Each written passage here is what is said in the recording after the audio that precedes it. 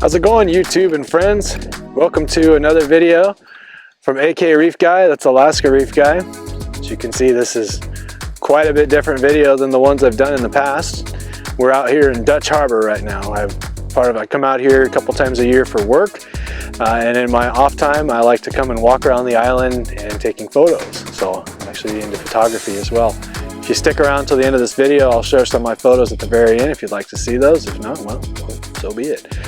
So why am I out here in this beautiful area recording a video about aquariums when I could be taking photos? And the thing is I'm out here enjoying myself away from my house, and my wife's taking care of my tank, and I'm at peace because my auto top off had a bit of a story. Okay, right before I was getting ready to leave town, as we all do with aquariums, we do a lot of prep work to get things ready. And we're doing our water changes, we're lining people out who are going to watch our system, making sure everything's in order, we're topping off our auto top off, just doing a general checkup before we leave. Well, a couple days before I left, I hear this alarm noise when I come home, and it was just right after I had topped off my reservoir. So it was kind of weird that the auto top off was alarming, and I opened the door and the reservoir was full, which is usually why it alarms, but I ended up looking back in the return pump chamber and I saw that it was a little bit high, which was kind of weird. So why is it alarming? What happens is the sensor, the top-off sensor had failed, and the pump was thinking it was empty when it was actually not empty and was filling it up. Well, the pump has a redundancy built into it where there's a timer that will tell it to shut off if it runs for too long, and that's what was going on. It was running for too long and the sensors weren't working, so it told itself to shut off and required me to check it out. So it was a really cool thing that it had that fail-safe built into it. Now what's frustrating is that auto top off is only maybe 3 to 4 months old, and I bought it at the local fish store, Alaska Coral and Fish in Anchorage, Alaska. Great guys, by the way.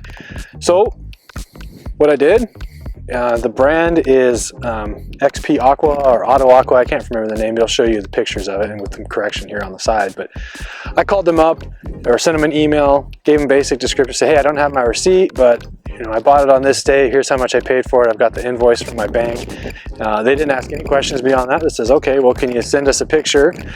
And I did.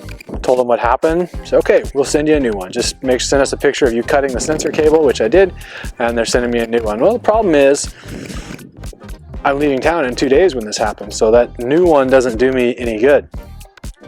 Because now when I'm gone, there's one more thing my poor wife's going to have to do beyond take care of the children and everything she already does. She's wonderful.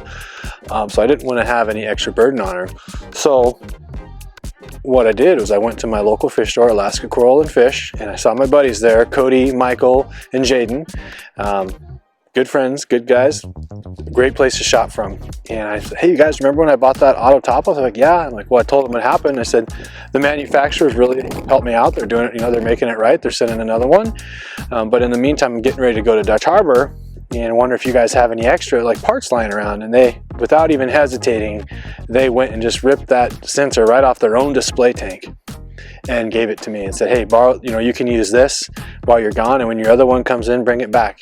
And I thought that was really cool because, I was just hoping that maybe they had one. I didn't expect them to take their own out of service because, when they take theirs off, it makes some inconvenience to them too because that's upsetting their system. But I was able to take that home, hook it up to my aquarium, and turned it back on. It worked perfectly, and now my auto top off is just fine. So I'm able to come out here and enjoy myself and work and come out here and take photos and know that there's one more thing was not added to the workload that my wife is doing while I'm gone. So I really appreciate that. Alaska Coral and Fish, shout out to you guys. It's a small channel, but it's still, if you're in the Alaska area, I know I have some Alaska subscribers, that's why you buy locally. And if you're ever coming to visit Alaska and you're into Anchorage, check out Alaska Coral and Fish. They're a really cool store, good people, and they really hooked it up for me. So wanted to share that. I already have a video out about aquarium redundancies. If you haven't checked it out, I recommend you look it. But this was an example